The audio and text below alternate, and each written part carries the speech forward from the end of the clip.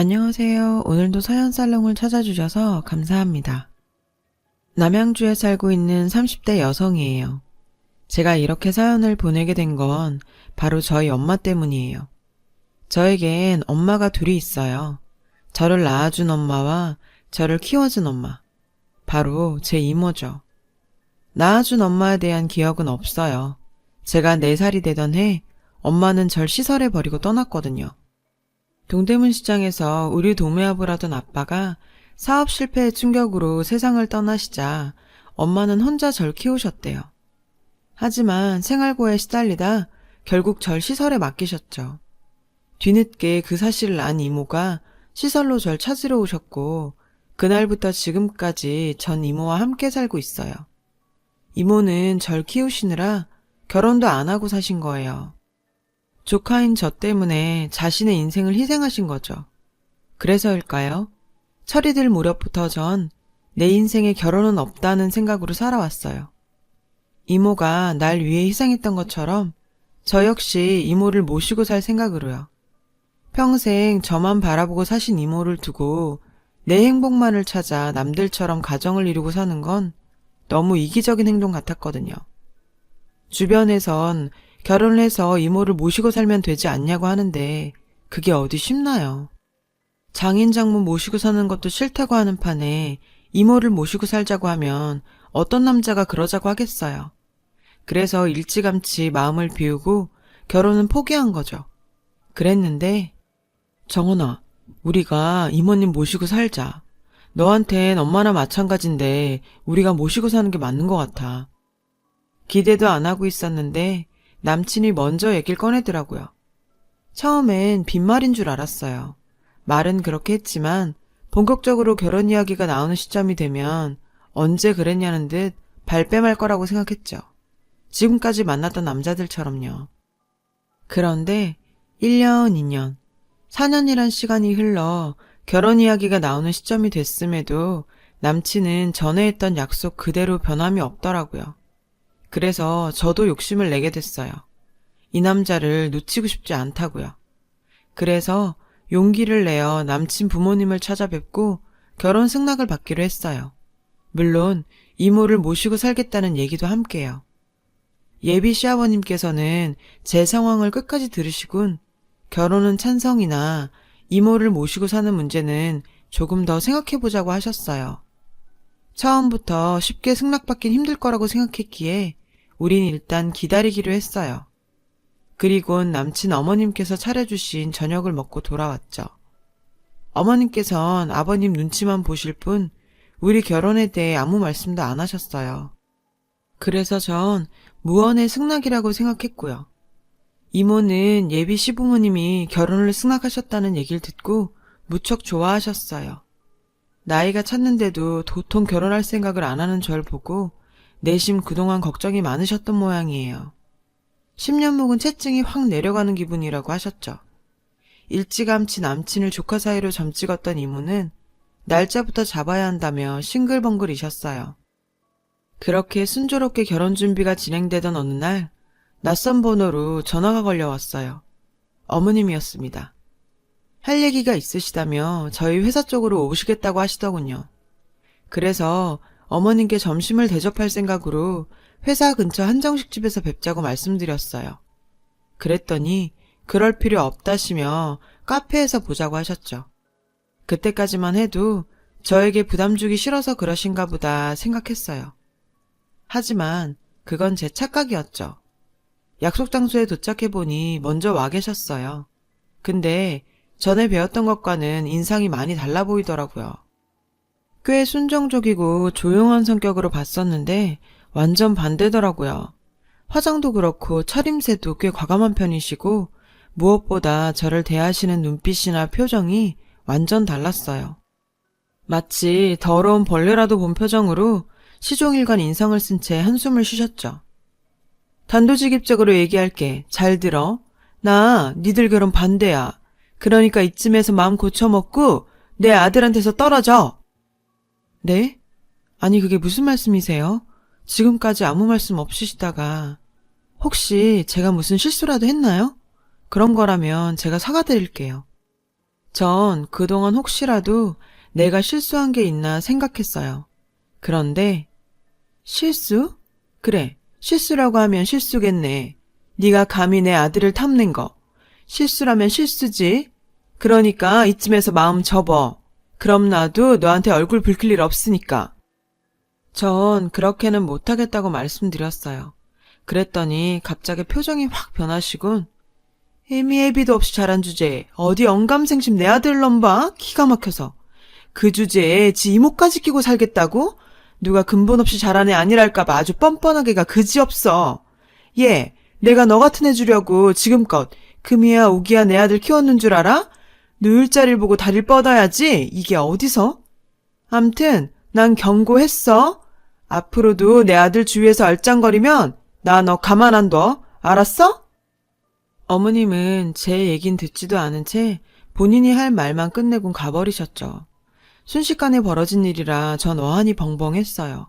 그래서 한참을 그렇게 앉아 있었죠. 아침 드라마에서나 나올 법한 일이 실제로 벌어지는구나 생각하면서요. 그리곤 시간이 지나자 조금 화가 났어요.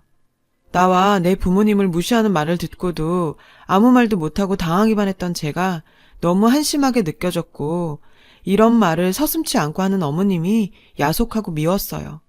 솔직한 심정으로 그땐 다 때려치우고 싶다는 생각도 들었어요. 이런 꼴을 당하면서까지 결혼을 해야 하나 비참한 기분이 들었죠. 그래서 퇴근 후 남친을 만나러 갔어요. 헤어지자고 말하려고요. 그런데 막상 남친의 얼굴을 보니 차마 입이 안 떨어지더라고요. 오히려 이 사람이 없으면 안 되겠다라는 확신만 가지게 되었죠. 내 인생에 다시 없을 이 남자를 위해 욕심을 내고 싶어졌어요. 그래서 결심했죠. 버티기로. 지긋지긋한 순간도 시간이 흐르면 추억으로 남는 것처럼 시간을 갖고 기다리면 언젠가는 어머님과의 관계도 회복하고 웃으면서 이야기하는 날이 올 거라고 믿고 싶었어요. 지금에 와서 생각해보면 참 멍청한 짓이었죠.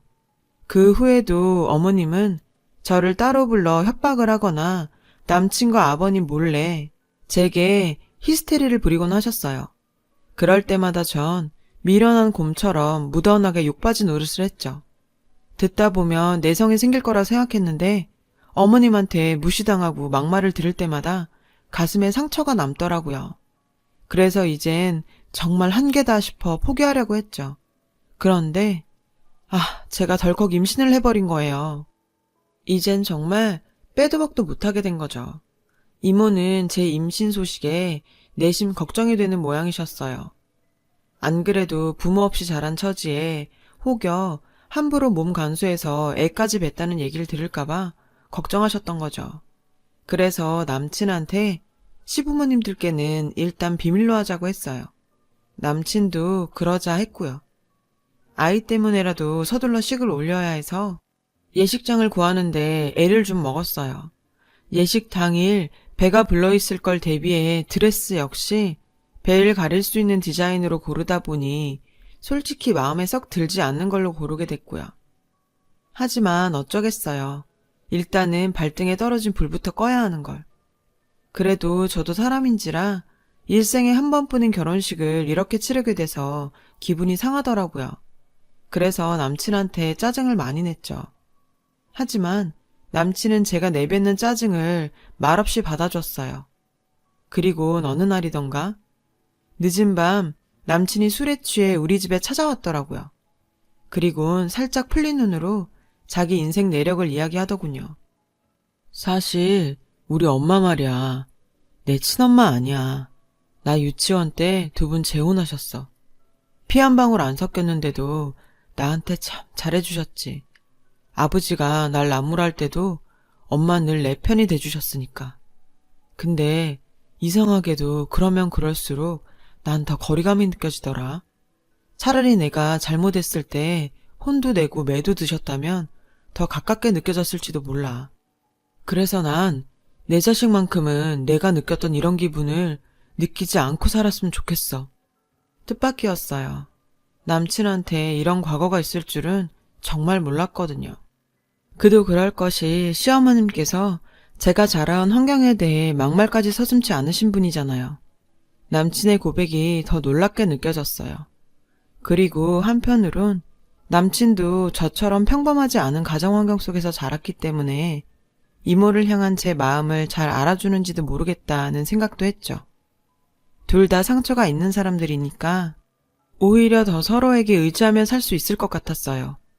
그리고 며칠 뒤 아버님은 제게 직접 전화를 하셔서는 아무리 생각해도 이모를 모시고 사는 건 허락할 수 없다고 하셨어요. 대신 이모 집 근처에 저희 신혼집을 마련해 주시겠다고 하셨죠. 남친과 저는 일단 아버님 뜻에 따르기로 하면서 문제는 일단락 지어졌죠. 그런데 정작 문제는 따로 있더라고요. 그날도 어머님은 남친 몰래 절 집으로 부르셨어요. 아, 오늘은 또 뭘로 생트집을 잡으실까? 속으로 걱정을 하면서 댁으로 향했죠. 현관에 막 들어서자마자 어머님은 내가 너 그럴 줄 알았다. 보고 배운 거 없다 했더니 하는 짓도 딱 지 수준이야. 너 애 가졌다며? 솔직히 말해. 그거 우리 아들애 맞아? 혹시 밖에서 딴 놈이랑 붙어먹다 배불러 온 거 아니고? 그런 거라면 지금 당장 이실직고 하는 게 좋을 거야. 안 그랬다가 너도 네 애도 가만 안 둘 거니까. 시어머니는 살기를 내뿜으며 소리쳤어요. 보아하니 남친이 실수로 말을 했던 모양이었죠. 미리 말씀 못 드린 건 정말 죄송해요. 하지만 저 정말 하늘을 우러러 한 점 부끄럼 없어요. 어머님이 생각하시는 것처럼 저 인생 막 살지 않았다고요. 도대체 무슨 근거로 절 그렇게 매도하시는지 모르겠지만 정말 억울해요. 안 그래도 임신한 탓에 감정 컨트롤이 잘 안 되는데 어머님의 막말을 들으니 감정이 주체가 안 되더라고요. 그래서 저도 맞받아쳐 질러댔어요. 네가 뭔가 캥기는 게 있으니까 임신한 사실도 숨긴 거 아니야. 말해봐 이 지지배야. 너 그 애 누구 애야? 내 아들 자식 아니지? 그치? 어머님 끝까지 저와 제 아이를 의심했어요. 이러지 마세요. 그렇게 못 믿으시겠다면 나중에 유전자 검사라도 해보시면 될 거 아니에요. 그치만 만약 그의 아이라고 판명되면 어머닌 저랑 제 아이한테 사과하셔야 될 거예요. 이게 어디서 큰 소리야? 애 하나 뵀다고 눈에 뵈는 게 없는 거니? 결혼도 안 한 처녀가 애를 뵀으면 창피한 줄을 알아야지. 뭘 잘했다고 큰 소리를 쳐? 그래서 내가 널 싫어하는 거야. 겉으론 조신한 척 다 하더니 봐라. 결국 결혼도 하기 전에 애부터 배우는 거. 이러니 내가 추신 안 따지게 생겼니? 이래놓고도 인생 막 살지 않았다고? 내가 너 같은 애는 집에 안 들이려고 하는 이유가 이런 거다. 근본도 없이 막 살아온 건 티가 나도 나니까. 천박한 지지배. 도저히 참을 수가 없었어요. 그래서 꾹 참고 있던 그 한마디를 내뱉어 버렸죠. 어머님이 재훈 씨 친어머니도 아니시잖아요. 어머님은 자식도 버리고 제가 하신 거라면서요. 저요, 아이를 가져보니 알겠더라고요. 엄마랑 뱃속의 아이는 단순히 부모와 자식의 관계가 아닌 그 자체만으로 한 몸이라는 걸요. 그런데 그렇게 이어진 자식을 버리신 분이 제 부모님을 욕하고 저한테 막 살았다고 훈계하실 일은 아니죠. 어머님이 버리고 온 그 아이가 어디선가 어머님 같은 사람한테 저처럼 당하고 있을 거란 생각은 안 하세요? 뿌린 대로 거둔다고 했어요. 어머님 이러시면 어머님 자식도 똑같이 당할 거라고요. 그러니까 앞으로 저한테 함부로 말아주세요. 저요, 더 이상 어머님한테 당하지만은 않을 거니까요. 그러니까 제발 저한테 이러지 마시라고요. 그동안 참았던 말들을 쏟아내고 나니 손이 바들바들 떨릴 정도로 감정이 주체가 안 되더라고요. 과호흡으로 숨을 쉴 수가 없어서 헉헉대다가 결국 그대로 기절을 해버렸어요. 정신을 차려보니 병원이었어요. 시어머님은 물론 남친과 시아버님도 와 계시더군요. 근데 다들 표정이 어두워 보였죠. 남친은 절 보자 울음을 터뜨렸어요. 한참을 제 손을 잡고 울먹이던 남친은 아이가 유산이 됐다고 말해주었어요. 솔직히 그 말을 들었던 그 순간은 아무런 감정이 없었어요. 모든 게 거짓말 같았거든요. 그냥 악몽을 꾸는 것처럼 말이에요. 그런데 제 앞에서 세상을 다 잃은 사람처럼 망연자실해 있는 시어머니를 보자 그제야 실감이 났어요. 저와 제 아이를 기망하고 수없이 비수를 꼽아온 저 악마 같은 여자가 결국 내 아이를 죽였다는 사실을 깨닫자 걷잡을 수 없는 분노가 치밀었죠. 저는 미친 여자처럼 울부짖었어요. 악마 같은 그 여자를 노려보면서 내 아이를 살려내라고 소리쳤죠. 남친은 그런 절 끌어안으며 제발 진정하라고 울먹였지만 소용없었죠. 전 혼절할 때까지 한참을 울부짖었으니까요. 퇴원 후 집으로 돌아온 저는 한동안 잠에 빠져 지냈어요. 수면제를 먹은 사람처럼 하루 종일 잠에 취해서 살았습니다. 그렇게 한 달가량을 잠에 빠져 지내다가 정신이 든 저는 남친과 파혼을 했어요. 남친은 이렇게 헤어질 수는 없다고 이별을 받아들이지 못했지만 결국은 받아들일 수밖에 없었죠. 이유는 바로 제 엄마 때문이었어요. 저를 낳아준 생물학적 엄마. 제가 쓰러졌던 그 순간 시어머니는 겁에 질려서 119에 신고를 하곤 제 손에 들려있던 핸드폰을 챙기시려다 우연히 폰이 켜진 걸 본 모양이에요. 그리곤 메인 화면에 뜬 저와 이모 사진을 보게 됐죠. 그때 알았대요. 그토록 자신이 괴롭혀온 아들의 여자가 27년 전 자신이 버린 딸이라는 사실을요. 제가 정신을 차리고 병실에서 봤던 시어머니의 그 망연자실한 표정은 그렇게 만들어진 거였어요. 그 이후 엄마는 우리 집에 몇 번이나 찾아와 저와 이모에게 용서를 빌었지만 전 만나지 않았어요. 절 버린 엄마를, 그리고 세상 누구보다 제게 큰 상처를 안겨준 엄마를 전 만나고 싶지 않았거든요. 그건 지금도 마찬가지고요. 지금처럼 마음의 평온을 찾기까지 거의 1년 가까운 시간이 걸렸어요. 그리고 얼마 전 이모를 통해 엄마의 근황을 듣게 됐죠. 아들과 결혼까지 하려고 한 여자를 그렇게 만들고 그런 일도 있었는데 그 집에서 멀쩡할 수 있었겠어요? 결국 이혼을 하고 집에서 나오셨대요. 한동안 전국을 떠돌아다니며 지내다가 2달 전쯤 충청도 어느 암자에 들어갔다고 하더군요. 그동안 자신이 지은 죄를 빌며 절 위해 기도하겠다고요. 전 절 위한 기도 따윈 필요 없으니 엄마 자신의 인생이나 사시라고 했어요. 자업자득이죠. 자식도 버리고 자신의 행복을 찾아 떠났던 엄마는 자신의 욕심과 삐뚤어진 모정으로 결국 모든 걸 다 잃었으니까요. 얼마 전부터 전 다시 일을 시작했어요. 다시 한번 살아보려고요. 27년 전 그랬던 것처럼 제 곁에는 세상에서 제일 절 사랑해주는 사람이 있잖아요. 처음부터 내 엄마였고 앞으로도 영원히 내 인생의 유일한 엄마인 이모 말이에요.